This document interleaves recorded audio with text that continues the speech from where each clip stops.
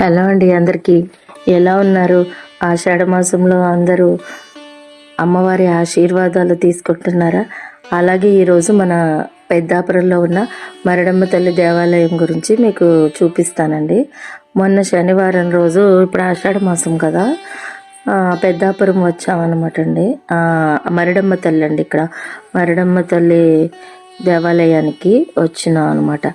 ఈ దేవాలయం అయితే భక్తి విశ్వాసానికి చాలా మారుపేరండి. ఆదివారం అయితే ఇక మన వల్ల కాదు దర్శనం.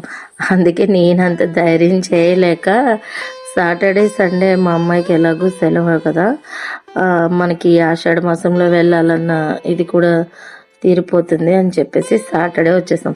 కాకపోతే ఆ రోజు మా అదృష్టం ఏంటంటే ఉదయం నుంచి వర్షం పడుతూనే ఉంది, కాకపోతే చిన్నగా పడుతుంది. సో మాకు అదేం ప్రాబ్లం అనిపించలేదు, అందుకే వచ్చేసామండి. నాకు వీలైనంత వరకు దేవాలయాన్ని మీకు చూపించడానికి ప్రయత్నిస్తాను.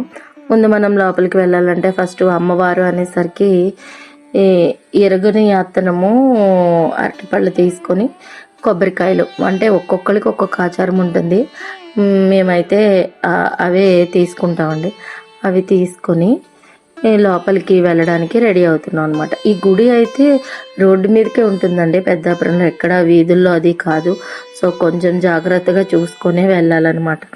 జనం చాలా తక్కువ ఉన్నారు. అంటే మేము శనివారం వచ్చాం కదా, ఆదివారం అయితే ఇక మనం చూడడానికి అసలు అమ్మ దర్శనం కూడా సరిగా అవ్వదండి, చాలా కష్టం.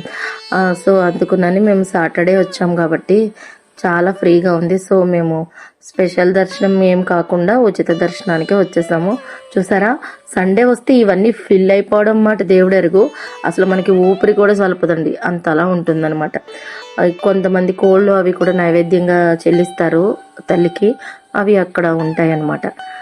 సో లోపల అమ్మ విగ్రహం చూసారు కదా, మన కళ్ళ ముందే వచ్చి కూర్చుందా అన్నట్టుగా విగ్రహం చూస్తే కూడా మనకి మనస్సు అంతా చాలా సంతోషంతో నిండిపోతుందండి.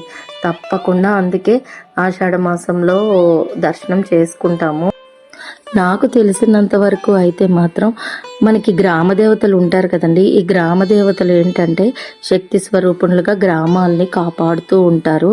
కాబట్టి ఆషాఢ మాసంలో తప్పకుండా ఆ గ్రామ దేవతలు ఆరాధించుకోవాలి, దర్శించుకోవాలి అని అయితే పెద్దలు చెప్తూ ఉంటారనమాట.